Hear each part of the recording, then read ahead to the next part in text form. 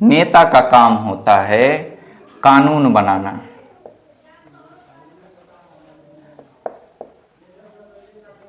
सत्र के दौरान कानून बनाना, कानून बनाना। और जब यह सत्र के बीच में जो समय दिया गया है, यह सत्र जो होता है, सत्र के दौरान नेता लोग कानून बनाते हैं, जाके बैठते हैं, जो लोकसभा में जीत के जाते हैं और राज्यसभा के जो सदस्य होते हैं सब एक जगह सदन में बैठते हैं और कानून बनाते हैं। तो इसी सत्र के दौरान कानून बनाने का काम नेता का है। और जब सत्र के बीच में देखिएगा कि एक एक दो मंथ का कहीं पे सत्रों के बीच गैप दिया गया, तो इस दौरान नेता का काम होता है घूम घूम कर जनता के समस्या जानना।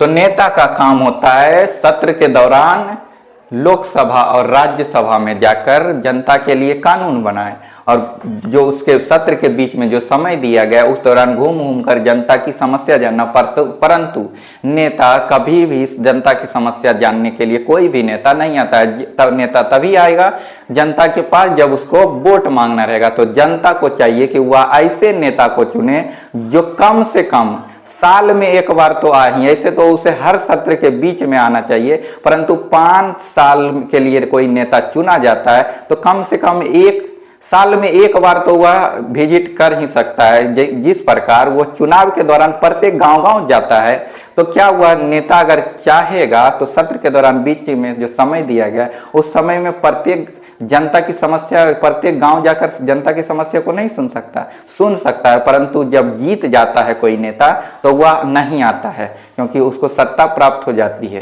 तो जनता को चाहिए कि किसी ऐसे नेता को जिताए जो उसकी समस्याओं को धरातल पर आकर जाने, क्योंकि जीतने के बाद जनता गरीब होती है, जनता उतनी पढ़ी लिखी नहीं होती, वोट देने के समय वोट दे देती है, परंतु जनता गरीब होती है। तो नेता बैठते हैं पटना में, दिल्ली में, और जनता यहाँ से जाएगी तो उसके पैसे खर्च होंगे, और जनता इतनी गरीब होती है कि खाने को ढंग से अनाज नहीं मिलता है, तो नेता से मिलने के लिए पैसे खर्च कहाँ से करेगी।